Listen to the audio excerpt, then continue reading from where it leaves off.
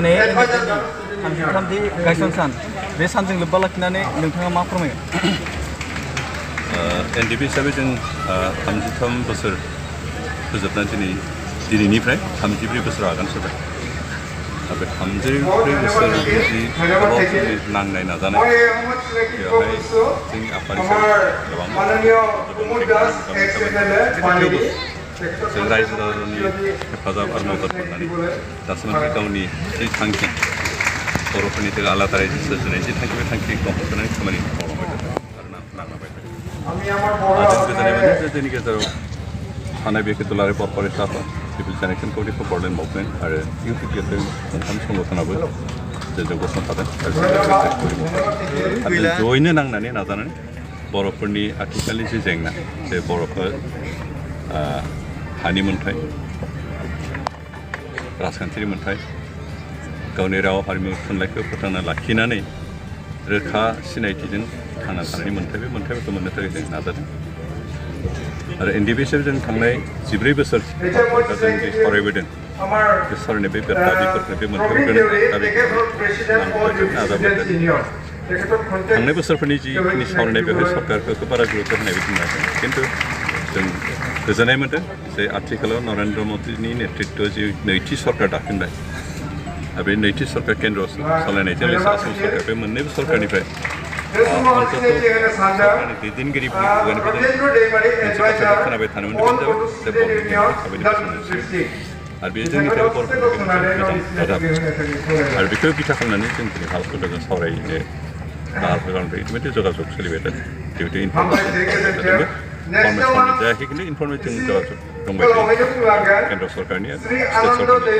state सरकारनि आसा खालामदों जों खौसेयै जयै थानानै जों थांखिनिफ्राय दोरोदालासेनो सोरबा साफा सानै दैदेनगिरिफ्रा बेक्तिगत स्वार्थखौ लानानै दोरोदलांबाबो जों थांखिखिनि ज' जानानै खामानि मावलाङोबा निस्सय बर'फोरनि बे हान्थिनो थाखाय जि नाजानाय बे थाबैनो दिनै 33 बोसोरारि जि जोनोम सानखौ खुंनायजों लोगोसे बर' रायजो राजाफोरखौ बेखौनो खावलायनो लुबैयो जे जों जयैनो गसंथानांगोन जयैनो नाजानांगोन हास्थायनांगोन बर'फोरनि गेजेराव खौसेथिखौ लाखिनायनि गेजेरजों खामानि मावबासो जों जोंनि हास्थायनायखौ जाफुंसार दा बावैसो जिथु जों नोंथांमोननि जिथु एनडिपिनि धीरेन बर' गावलांबाय बेनि धीरेन बर' गावलांनायाथ' सम्पूर्ण व्यक्तिगत सेल्फिशनेस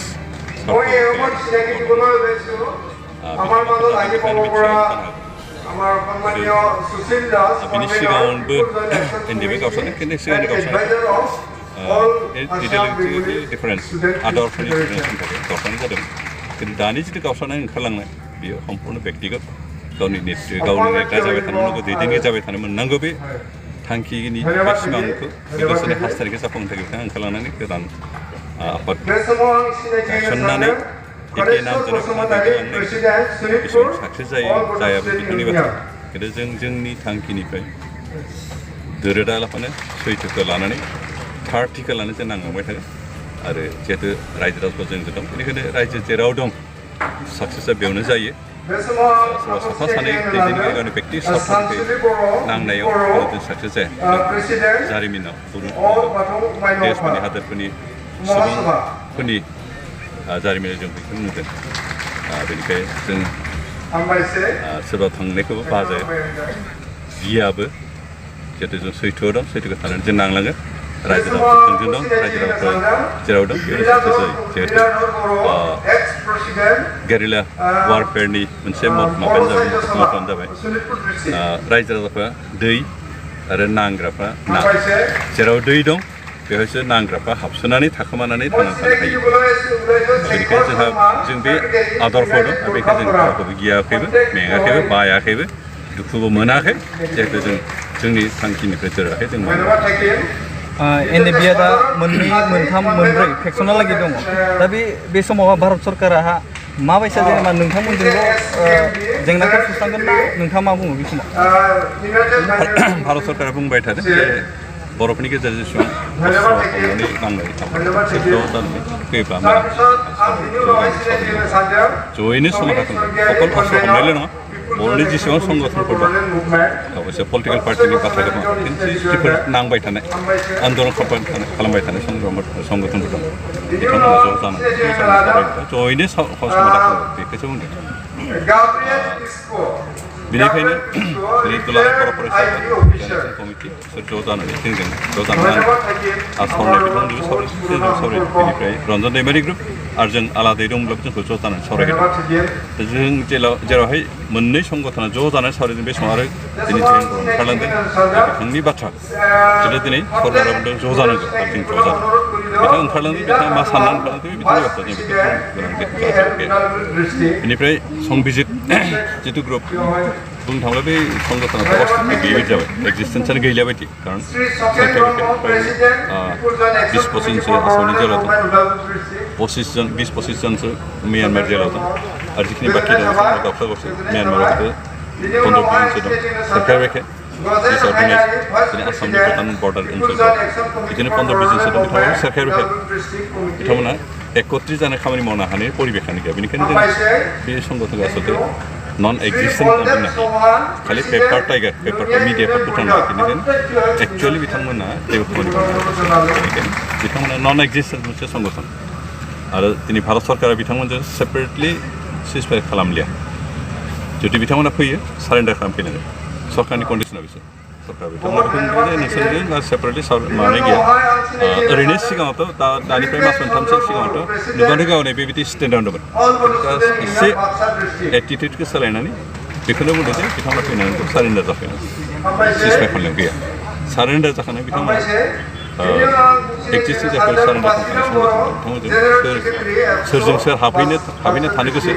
बेखौ थानो हागोन खिन्थु NDP हिसाबै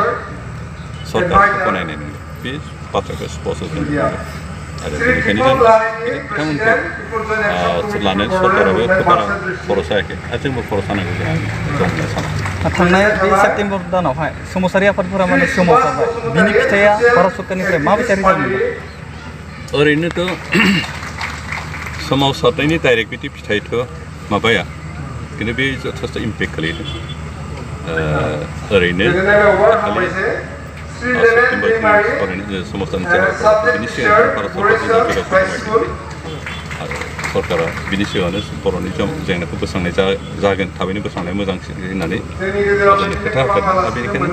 बेवहाय जों जाहाथे सरकारखौ बेखौसो माबानो नागिरदों देखायदों जे बर'फोरनि जेंनाखौ थाबैनो बोस्रांनाय दासिमबो जिरायनानै थाया बे बाथ्राखौ जों सरकारनो मिथिनो लुबैदों आरो सरकारा बेखौ मिथिबाय बेनिखायनो इनडाइरेक्ट इम्पेक्टआ दं खिन्थु डाइरेक्ट बिनि थाखायनो ओरैबायदि जाबाय होननानै बुंनो हानाय अबस्था गैया खिन्थु इनडाइरेक्ट सारनिफ्राय दाथ' अधिकारनि संग्रामा सोलिगासिनो दङ गुबुन फारसेथिं सामाजिक दिगखौ जिहेतु सारमोनाबो मोनसे बर'नि माहारियारि गोख्रों आफाद दा जों बुंबा लाइमोनफोरनि बाथ्राखौ बुंबा दिनै गोबांथार लाइमोनफोरा दिनै फंबाय दं गोबां माने समस्यायाव गोलैगासिनो दङ दिनै लाभ जिहादनि सरसा सोलिबाय थादों बर'फोराबो खम नङा दाखालि बाक्सायाव मोनसे घटना जालांबाय दिनै मैयायो बरसलायाव मोनसे जादों माने सासे गथ'आ 2 बोसोर सिगाङाव 1 बोसोर सिगाङाव लखिमपुरनिफ्राय लाबोदोंमोन सासे मुस्लिम कमिउनिटिनि सेंग्राया दिनै बिथांखौ टर्चार खालामनानै होखारनो नागिरदों आरो बेबायदिनो गोबां एंगेलाव गोबां साइडआवहा माने गुबुनावनो जा बिभिन्न सेक्सनाव माने माबा जागासिनो दं आरो खोमसि फोथायनायथ' थाखाबायानो दा बेफोरनिफ्राय परित्रान मोननो थाखाय सारा मा साजेसन होगोन बे समाव दिनै गोथार जोनोम सानाव ओरैनो बे समस्या दानिल' सिगांनिफ्रायनो जाबाय थादों खिन्थु सिगाङाव मिडिया बारा गैयैखौ बेखौ मिथिनाय जायाखै आरो बेखौ बोस्रांनायनि एकमात्र उपायानो जाबाय जों रायजो राजा सांग्रां जानांगौ रायजो राजा सांग्रां जाबाय जोंनि बिमा बिफाबो सांग्रां जानांगौ आरो जायफोर भिक्टिम जाहैदों स्पेसियेलि दावगाफुनाय बर' आइजोफ्रा सिख्लाफ्रा सोरबा 9-10 फरायनाय सोरबा कलेज हायार सेकेन्डारि फरायनाय आंखि डिग्री फरायनायफ्राबो बिदि भिक्टिम जादों बिथांमोन गावबो निजे सांग्रां कारण जों गावखौबो अरायबो नोजोर होबाय थानो हाया बिमा बिफाफोरखौ अरायबो नोजोर होबाय थानो हाया बेबायदि खामानि बेस्थ' थायो बेनिखायनो गाव गावनो जुदि सांग्रां जाया